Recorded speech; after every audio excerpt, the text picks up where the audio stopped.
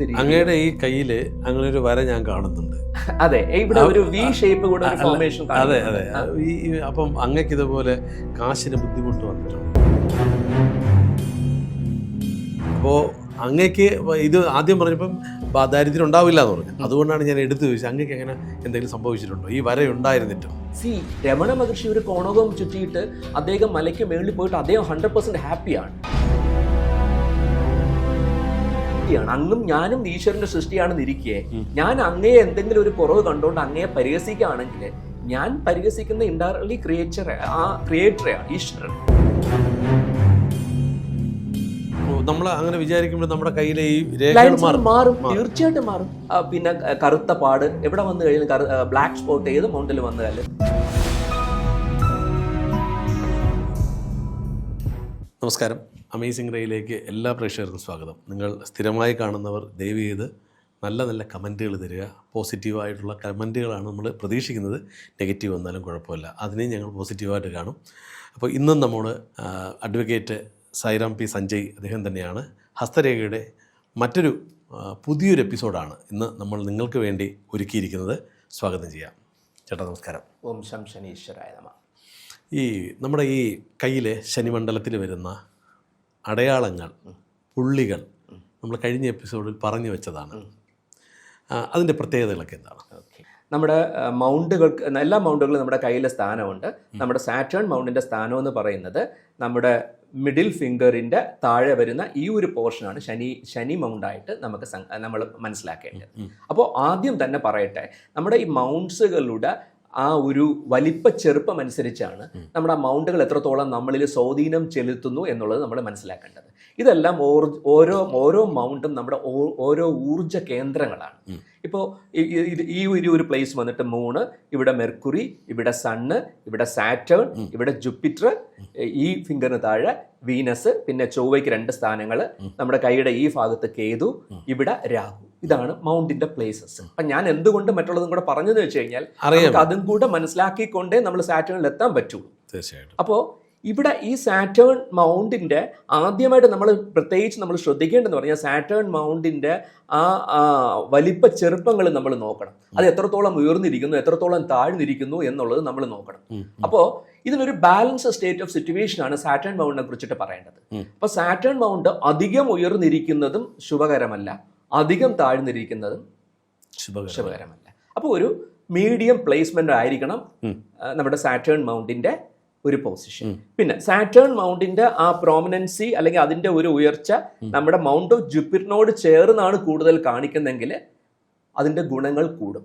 അതായത് വ്യാഴത്തിന്റെ ഗുണങ്ങൾ കൂടെ ഈ പറയുന്ന സാറ്റേൺ മൗണ്ടിനോട് കൂടെ ചേർന്ന് കിട്ടാനുള്ള സാധ്യതയുണ്ട്. നേരെ മറിച്ച് ആ സാറ്റേൺ മൗണ്ടിന്റെ ആ പ്രൊജക്ഷൻ കൂടുതലും സൺ മൗണ്ടിനോട് ചേർന്ന് വരികയാണെങ്കിൽ അത് ഇച്ചിരി പ്രശ്നമാണ്. കാരണം എന്ന് വെച്ച് കഴിഞ്ഞാൽ ശനിയും സൂര്യനും ശത്രുത എന്ന് പറയുന്ന ഒരു കോൺസെപ്റ്റ് ആസ്ട്രോളജിയിൽ പറയുന്നുണ്ട്.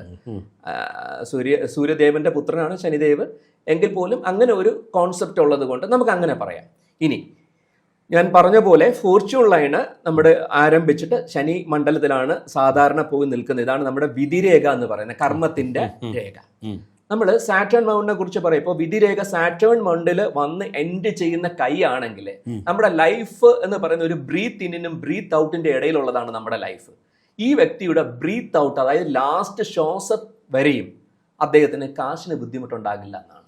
അങ്ങനെ വളരെ ക്ലിയർ ആയിട്ട് ഈ പറയുന്ന വിധിരേഖ സാറ്റേൺ മൗണ്ടിൽ വന്ന് എൻഡ് ചെയ്ത് നിൽക്കുന്ന ഒരു സിറ്റുവേഷൻ ഉണ്ടെങ്കിൽ to the end of his last breath അദ്ദേഹത്തിന് ഫിനാൻഷ്യൽ സ്ട്രഗിളിങ്സ് ഉണ്ടാകത്തില്ല. ഏത് രീതി? അങ്ങയുടെ ഈ കയ്യില് അങ്ങനെ ഒരു വര ഞാൻ കാണുന്നുണ്ട്. അതെ, ഇവിടെ ഒരു വി ഷേപ്പ് കൂടെ ഒരു ഫോർമേഷൻ. അതെ അതെ. അപ്പം അങ്ങക്ക് ഇതുപോലെ കാശിന് ബുദ്ധിമുട്ട് വന്നിട്ടുണ്ടോ? കാശിന് ബുദ്ധിമുട്ട് വരാത്ത ആൾക്കാർ ആരും ഉണ്ടാകില്ല. പക്ഷേ നമുക്ക് അങ്ങയുടെ കയ്യിൽ എനിക്ക് അതുപോലെ ഒരു വര തോന്നുന്നുണ്ട്. ഉണ്ട്. അപ്പൊ എൻ്റെ കയ്യിൽ ഒരു വി ഷേപ്പ് കൂടെ ഉണ്ട്. ഇപ്പം ഞാൻ ആ ഒരു വി ഷേപ്പ് എന്ന് പറയുമ്പം അതൊരു വിക്ടറിയെ കുറിക്കുന്ന ഒരു നല്ല ഒരു സൈനാണ്. വി ഷേപ്പ് എന്ന് പറയുമ്പോൾ ഒരു വിക്ടറിയാണ്.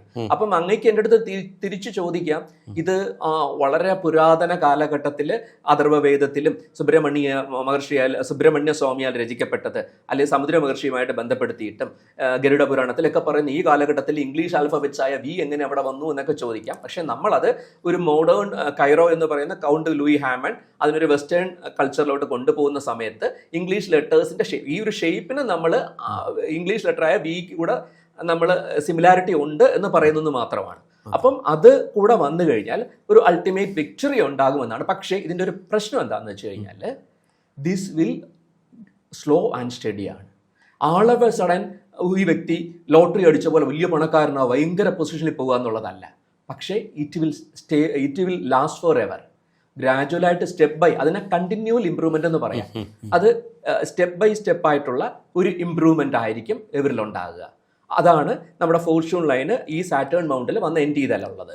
പിന്നെ നമുക്ക് ഞാൻ ചോദിച്ചതിന് മറുപടി പറഞ്ഞില്ല. അങ്ങക്ക് ദാരിദ്ര്യം ഉണ്ടായിട്ടുണ്ടോ എന്നാണ് ചോദിക്കുന്നത്. ശനീശ്വരന്റെ അനുഗ്രഹമുള്ള ഒരു വ്യക്തിക്ക് ദാരിദ്ര്യം എന്നൊരു അവസ്ഥ ഉണ്ടാകില്ല. പക്ഷെ ക്ലെൻസിങ് ഉണ്ടാവും.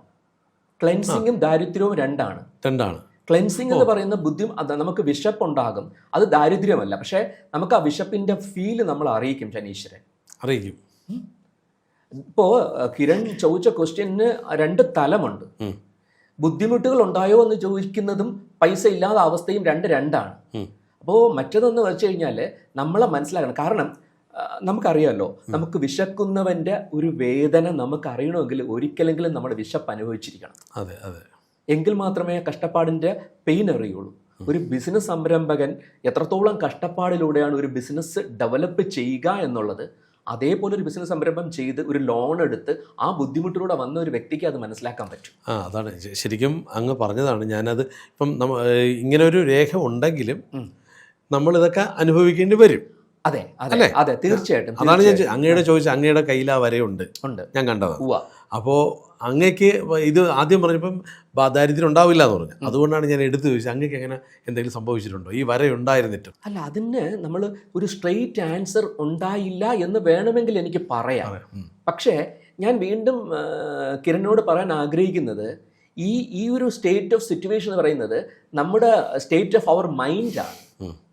രമണ മഹർഷി ഒരു കോണകം ചുറ്റിയിട്ട് അദ്ദേഹം മലയ്ക്ക് മേളിൽ പോയിട്ട് അദ്ദേഹം 100% ഹാപ്പിയാണ്. അദ്ദേഹത്തിന് എല്ലാത്തിനോടും ഒരു വിരക്തിയാണ്. ഇപ്പൊ ചില വ്യക്തികൾക്ക് ഏറ്റവും ലേറ്റസ്റ്റ് കാറും ഏറ്റവും ലേറ്റസ്റ്റ് ആയിട്ടുള്ള ബിൽഡിങ്ങും ഒക്കെ ഉണ്ടെങ്കിൽ മാത്രമേ അവർ ഹാപ്പി ആകുന്നുള്ളൂ. അപ്പൊ ആ വ്യക്തിക്ക് ഇത്രയും എക്സ് എമൗണ്ട് ഓഫ് മണി കിട്ടിയാൽ, അല്ലെങ്കിൽ എക്സ് എമൗണ്ട് ഓഫ് വെൽത്ത് കിട്ടിയാൽ മാത്രമേ ഹാപ്പി ആവുള്ളൂ എന്നിരിക്കെ ഒരു സ്ട്രീറ്റിൽ ഇരിക്കുന്ന ഒരു സാധാരണക്കാരൻ, ബെഗ് ചെയ്യുന്ന ഒരു വ്യക്തി ഒരുപക്ഷെ ഹാപ്പി ആയിരിക്കും. അവർക്ക് ആ പൈസയിൽ അല്ലെങ്കിൽ ആ തിങ്സിൽ നമ്മൾ ഇത് സ്റ്റേറ്റ് ഓഫ് മൈൻഡ് എന്ന് ഞാൻ പറയാൻ കാരണം ഇതൊരു ഇന്റേണൽ ഹാപ്പിനെസ് ആണ്. മനസ്സിലായോ? നമ്മൾ എത്രത്തോളം ഉള്ളിൽ നടക്കുന്ന ഒരു ഇതാണ്. അപ്പോൾ ഈ ഉള്ളിൽ നടക്കുന്ന ഒരു പ്രോസസ്സ് എന്ന് പറഞ്ഞാൽ നമ്മൾ നോക്കേണ്ടത് വെളിയിലോട്ടല്ല കിരൺ, നമ്മൾ നോക്കേണ്ടത് നമുക്കുള്ളിലോട്ടാണ്. നമ്മുടെ പ്രശ്നം എന്ന് പറഞ്ഞാൽ ഈ എല്ലാ മനുഷ്യരും അത് സാറ്റേൺ നമുക്ക് തരുന്ന സപ്പോർട്ടിങ് ഏരിയ അല്ല. സാറ്റേൺ നമ്മളെടുത്ത് പറയുന്നത് ഈ നമ്മൾ ഉള്ളിലോട്ട് നോക്കാനാണ് പറയുന്നത്. നമ്മൾ ഉള്ളിലോട്ട് നോക്കുമ്പോഴാണ് നമുക്ക് ശരിക്കുള്ള നമ്മൾ എന്തെന്ന് നമുക്ക് തിരിച്ചറിയാൻ പറ്റുന്നത്. ആ ഉള്ളിലോട്ടുള്ള നോട്ടം തന്നെയാണ് നമ്മൾ മറ്റുള്ളവരുടെ എംപതിക്ക് ആകാനുള്ള ഒരു റീസൺ പോലും. മറ്റേതെന്ന് പറയുന്നത് ഒരു ബെഞ്ച് മാർക്കിംഗ് ആണ്. ബെഞ്ച് മാർക്കിംഗ് എന്ന് പറഞ്ഞാൽ നമ്മളെപ്പോഴും നമ്മളെക്കാൾ ഉയർന്ന തലത്തിലുള്ള ആൾക്കാരെ കണ്ടിട്ട് നമ്മൾ തൃപ്തി കുറവ് വരിക, നമുക്കൊരു ലാക്ക് ഓഫ് സാറ്റിസ്ഫിക്കേഷൻ ഉണ്ടാകുന്ന ഒരു ഫീല്, അത് ശനീശ്വരൻ നമുക്ക് സപ്പോർട്ടിങ് അല്ല. അത് നമ്മളെക്കാൾ നല്ല ആളുണ്ടെങ്കിൽ അതിൽ നമ്മൾ ഹാപ്പി ആകുക. അവരുടെ വിധി വിട്ടിട്ട് ഇതെന്താ അറിയോ, നമ്മള് ഈ അമ്മയെടുത്ത് മാതാ അമൃതാനന്ദമയി അമ്മയെടുത്ത് ഒരിക്കലും ആള് ചോദിക്കുകയാണ്, അമ്മ ഞാൻ വളരെ നല്ല രീതിയിലാണ് ജീവിക്കുന്നത്, ഞാൻ വളരെ ഈശ്വരഭക്തിയോടും വളരെ വിശ്വാസത്തോടും നല്ല സത്യസന്ധമായ കാര്യങ്ങൾ ചെയ്തിട്ടാണ് ഞാൻ ജീവിക്കുന്നത്, പക്ഷെ എനിക്ക് വലിയ ബുദ്ധിമുട്ടുകളാണ് അമ്മ. പക്ഷെ അടുത്ത് അവരുടെ ഒരു വീട്ടിലെ നൈബറിനെ കുറിച്ചിട്ട് പറയുന്നുണ്ട്, അദ്ദേഹം ആവശ്യമില്ലാത്ത ക്രൈംസും കുറ്റങ്ങളും കുറവുകളും മറ്റുള്ളവരെ ഒക്കെ ചെയ്യുന്നുണ്ട്, പക്ഷെ അങ്ങേര് വളരെ സാമ്പത്തിക ഉന്നതിയും വളരെ സന്തോഷവാനും വളരെ ഹാപ്പിയൊക്കെ ആയിട്ട് ഭയങ്കരമായിട്ട് ജീവിക്കുന്നത്. അതെന്തുകൊണ്ടെന്ന് ചോദിക്കപ്പോൾ അമ്മ പറഞ്ഞു, ആ വ്യക്തി ഹൈ ഡെപ്പോസിറ്റീവായിട്ട് വന്ന വ്യക്തിയാണ്, നീ ഹെവി ആയിട്ടുള്ള വലിയ ലോണുമായിട്ടാണ് ഈ ലോകത്തോട്ട് വന്നതെന്ന്. അപ്പോൾ അമ്മ അവിടെ പറഞ്ഞു കൊടുക്കുന്ന ആശയം മറ്റൊന്നുമല്ല, അവിടെ പ്രീവിയസ് ബർത്ത് കർമാസ് എന്ന് പറയുന്ന ഒരു സാധനം നീ ചെയ്ത പ്രീവിയസ് ബർത്ത് കർമ്മയുടെ പരിണിത ഫലമായിട്ട് നിനക്ക് ചില ബുദ്ധിമുട്ടുകൾ വരുന്നു. അത് ക്ലെൻസ് ചെയ്യണമെങ്കിൽ ഇപ്പോൾ കിരൺജിയെ ഒരാൾ കുറ്റപ്പെടുത്തി, കിരൺജിയെ ചെയ്യാത്തൊരു കാര്യത്തിനെ കിരൺജിയെ കുറ്റപ്പെടുത്തുമ്പോൾ കിരൺ എന്ന് പറയുന്ന വ്യക്തി അത് കേട്ടിട്ട് ആ വ്യക്തിയോടത്ത് ഫൊർഗീവ് ചെയ്ത് നിൽക്കുകയാണെങ്കിൽ ശരിക്ക് you will be get the blessing of Shanidev. നമുക്ക് ആ വ്യക്തിയെ ശിക്ഷിക്കാനും പനിഷ് ചെയ്യാനും നമ്മുടെ ഫിസിക്കാലിറ്റി വെച്ചും നമ്മുടെ ബാക്ക്ഗ്രൗണ്ട് വെച്ചും പറ്റുമെന്നിരിക്കെ കിരൺ എന്ന് പറയുന്ന വ്യക്തി ആ വ്യക്തിയോട് ക്ഷമിക്കുകയാണെങ്കിൽ you will be blessed by Shanidev. കാരണം അതാണ് ശനിദേവ് പറയുന്ന മാർഗം. കാരണം നമുക്ക് ആരെയും പനിഷ് ചെയ്യാനുള്ള റൈറ്റ്സും പ്രിവിലേജും ആരും തന്നിട്ടില്ല. അതുപോലെ തന്നെ നമുക്കൊരാളെ കുറ്റം പറയാൻ, അതായത് ഒരു നെഗറ്റീവായിട്ടുള്ള ഒരു വ്യക്തിത്വത്തിന് അദ്ദേഹത്തിൻ്റെ ഫിസിക്കാലിറ്റിയോ അല്ലെങ്കിൽ അദ്ദേഹത്തിൻ്റെ സാമ്പത്തിക സിറ്റുവേഷനോ വന്നിട്ട് നമ്മൾ TC എന്നൊക്കെ പ്രവണത നമ്മൾ ഈ കാണുന്നുണ്ട്.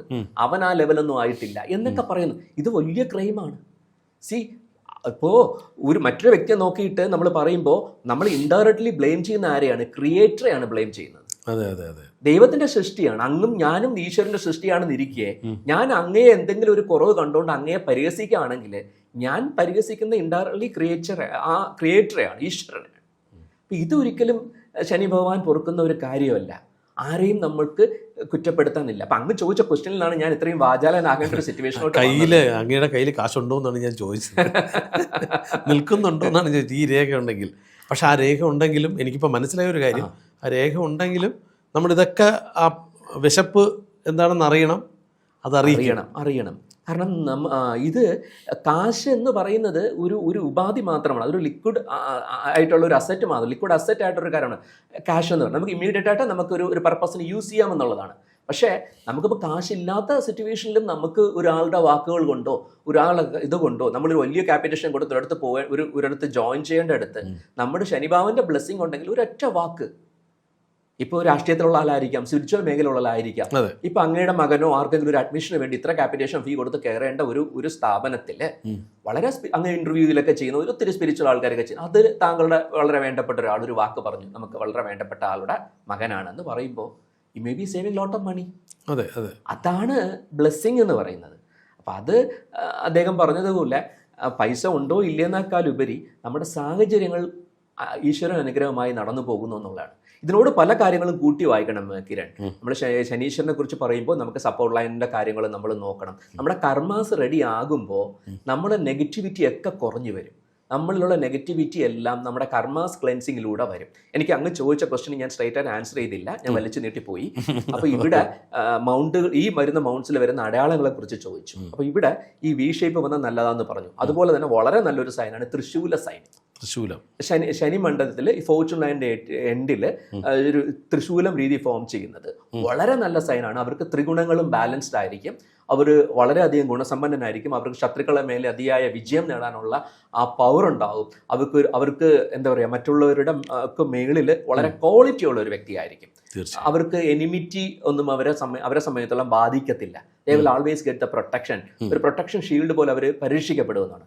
അതുപോലെ തന്നെ നമ്മൾ ഈ ശനിമണ്ഡലത്തിൽ ഒരു സ്ക്വയർ വരിക. ഈ സ്ക്വയർ എന്ന് പറയുന്നത് ശനിമണ്ഡലത്തിലല്ല, കയ്യിൽ ഏത് മണ്ഡലത്തിൽ വന്നാലും അതൊരു പ്രൊട്ടക്ഷൻ സൈനാണ്, ഈശ്വരന്റീയമായ ഒരു പ്രൊട്ടക്ഷനാണ്. സ്ക്വയർ എപ്പോഴും നമുക്ക് വരാനുള്ള എന്തെങ്കിലും നെഗറ്റീവ് ഉണ്ടെങ്കിൽ അതിൽ നിന്നും നമ്മളെ പ്രൊട്ടക്റ്റ് ചെയ്യുന്ന ഒരു രീതിയാണ്. പിന്നെ ഇവിടെ നമ്മൾ ഈ പിന്നെ ഹൊറിസോണ്ടൽ ലൈന് പകരം വെർട്ടിക്കൽ ലൈനാണ് വരണമെങ്കിൽ അത് നമ്മളെ തടസ്സങ്ങൾ കാണിക്കും. ഇത് എത്ര കാലം വരെയാണ് ഇത്തരം ഈ രേഖകൾ ഇപ്പൊ തടസ്സം മാറുന്നു? നല്ല ഇൻട്രസ്റ്റിംഗ് ആയിട്ടുള്ള ക്വസ്റ്റ്യൻ. ഇതിന്റെ കാലം എന്ന് പറയുന്നത് കൈകളെ സംബന്ധിച്ചോളം നമ്മുടെ പ്രവൃത്തികളും നമ്മുടെ തിങ്കിങ് ഹാബിറ്റ്സുമാണ്. നമ്മുടെ കൈകൾ എന്ന് പറയുന്നത് ഒരു ഹസ്തരേഖ ശാസ്ത്രത്തിന് ഏറ്റവും അടുത്ത് നിൽക്കേണ്ട ഒരു ശാസ്ത്രം എന്ന് പറയുന്നത് സൈക്കോളജിയാണ്. കാരണം നമ്മുടെ മനസ്സിലുണ്ടാകുന്ന തോട്ട് പ്രോസസ്സിന്റെ ഡിഫറൻസ് തന്നെ നമ്മുടെ കൈകളുടെ ലൈനിലെ ചേഞ്ചുകളിലൂടെ നമുക്ക് പ്രതിഫലിക്കാൻ പറ്റും. നമ്മൾ അങ്ങനെ വിചാരിക്കുമ്പോൾ നമ്മുടെ കയ്യിലെ ഈ മാറും, തീർച്ചയായിട്ടും മാറും. എന്ത് സംഭവിക്കാൻ പോകണമെങ്കിലും അത് കയ്യിൽ ഇൻഡിക്കേഷൻ കാണിച്ചിട്ട് അത് സംഭവിക്കത്തുള്ളൂ. അത് നഖത്തിലെ കളറാകട്ടെ, കൈകളിൽ വന്ന് കയറുന്ന ലൈനാകട്ടെ, ഈ അൺഎക്സ്പെക്റ്റഡ് ഇൻകം വരാനുള്ള ചാൻസ് ഉണ്ടെങ്കിൽ ആ ലൈൻ അവിടെ കാണിക്കും. നിങ്ങളുടെ വെള്ളത്തിൽ മുങ്ങി മരിക്കാനുള്ള ഒരു ചാൻസ് വരികയാണെങ്കിൽ അങ്ങനെ ഒരു വാട്ടറുമായിട്ട് ബന്ധപ്പെട്ട ഒരു ആക്സിഡന്റ് ഉണ്ടാകാനുണ്ടെങ്കിൽ അത് കാണിക്കും. വെഹിക്കിൾ ആക്സിഡന്റിന്റെ സാധ്യത ഉണ്ടെങ്കിൽ കാണിക്കും. ശിരോക്ഷതം ഉണ്ടാകാനുണ്ടെങ്കിൽ അതിന്റെ സൈൻ കാണിക്കും. ഇപ്പോൾ ഇവിടെ ഒരു ഫോർച്യൂൺ ലൈൻ മാത്രമാണ് എൻ്റെ കയ്യിൽ കാണിക്കുന്നത്. ചിലവരുടെ കയ്യിൽ ഒന്നിലധികം ഫോർച്യൂൺ ലൈനുകൾ ഇങ്ങനെ കാണിക്കും. ഈ ഫോർച്യൂൺ ലൈൻ പലയിടത്ത് ബ്രേക്ക് ആകും. ഈ ബ്രേക്ക് ആവുന്നിട്ട് കൺസിസ്റ്റൻസി ഓഫ് ജോ ഉണ്ടാവില്ലെന്നാണ്. അവരുടെ ഒരു കർമ്മത്തിൽ അവർ ഉറച്ചു നിൽക്കത്തേയില്ല. പല കർമ്മത്തിൽ മങ്കി ഓൺ ദ ബ്രാഞ്ച് പോലെ അവരിങ്ങനെ ചാടിക്കൊണ്ടിരിക്കും. മനസ്സിലായി. അവർക്ക് ഒരിടത്ത് സ്റ്റേബിൾ ആയിട്ട് നിൽക്കാൻ പറ്റത്തില്ല. ശനീശൻ ബേസിക്കലി സ്റ്റെബിലിറ്റിയുടെയും കൂടെ ആളാണ്. സ്ലോ മൂവിങ് പ്ലാനറ്റ്സ് ആണ്. വളരെ പതുക്കെ പോകത്തുള്ളൂ. പക്ഷേ ബേസിക്കലി നമുക്ക് ഗുണഫലങ്ങളെ തീർച്ചയായിട്ടും കൊണ്ടുതരുന്ന ഒരു പ്ലാനറ്റും കൂടെ. പിന്നെ ദീപടയാളമൊക്കെ വളരെ മോശം സൈനാണ്. ഇവിടെ സ്റ്റാർ വരുന്നതും അത്ര നല്ല സൈനല്ല. പിന്നെ കറുത്ത പാട് എവിടെ വന്നു കഴിഞ്ഞാലും ബ്ലാക്ക് സ്പോട്ട് ഏത് മൗണ്ടിൽ വന്നാലും നല്ല സൈനല്ല. അപ്പോൾ അതൊക്കെ നമുക്ക് ഇതിനെക്കുറിച്ച് പറയാം. അപ്പോൾ കർമ്മം മാത്രമല്ല, കാരാഗ്രഹവാസം വരെയും ചില നെഗറ്റീവ് സൈൻ കൊണ്ട് നമ്മുടെ കൈകളുടെ ശനി മൗണ്ടിനെ നോക്കിയിട്ട് നമുക്ക് പറയാൻ പറ്റും. ശനിമണ്ഡലത്തിൽ അത്തരത്തിലുള്ള കുറെ കാര്യങ്ങൾ ഇനിയും ഉണ്ടല്ലേ? ഒരുപാട് ഒത്തിരി. ശനീനെ കുറിച്ച് പറഞ്ഞാൽ എത്രയും സംസാരിച്ചാലും തീരാത്ത അത്രയും കാര്യങ്ങൾ ശനിദേവുമായിട്ട് ബന്ധപ്പെടുത്തിയിട്ട് നമുക്കുണ്ട്. ഈ മറ്റുള്ള പ്ലാനറ്റ്സിനെ പോലും പല രീതിയിലും കൺട്രോൾ ചെയ്യാനും ഇൻഫ്ലുവൻസ് ചെയ്യാനും ശനിദേവന് കഴിയുമെന്നാണ്. അതുകൊണ്ടാണ് ശനിക്ക് ഇത്രയും ഇമ്പോർട്ടൻസും ആൾക്കാർക്ക് ഈ ഒരു ഫിയർ ഫാക്ടർ അവർക്ക്. കാരണം എന്താ അറിയാവോ, നമ്മളിപ്പോൾ ഒരു ഞാനിപ്പോൾ ഒരു ഓഡിറ്റർ എന്ന ലെവലിൽ പറയുകയാണെങ്കിൽ ഒരു ഇൻകം ടാക്സ് ഓഡിറ്റ് വരുന്നു എന്ന് വെച്ചോളൂ. ഇൻകം ടാക്സ് ഓഡിറ്റ് വരുമ്പോൾ കള്ളക്കണക്കുകൾ പിന്നെ ഉണ്ടാക്കി വെച്ചിരിക്കുന്ന ആൾക്കാർ മാത്രമല്ല ഭയപ്പെടത്തുള്ളൂ, പേടിക്കത്തുള്ളൂ. അവർ ജെന്യുവൻ ആണെങ്കിൽ അവർക്ക് അതൊരു പ്രശ്നമേ അല്ല. അതുപോലെയാണ് ശനിഭാവന്റെ ഒരു ഓഡിറ്റിംഗ് ആണ്. ഇതൊരു യൂണിവേഴ്സൽ സിങ്ക്രണൈസേഷനാണ്. നമ്മൾ ആ യൂണിവേഴ്സുമായിട്ട് സിങ്ക്രണൈസ് ചെയ്ത് യൂണിവേഴ്സിന്റെ താളത്തിനൊത്ത് നമ്മൾ പോയി കഴിഞ്ഞാൽ വിൽ ബി സേഫ്.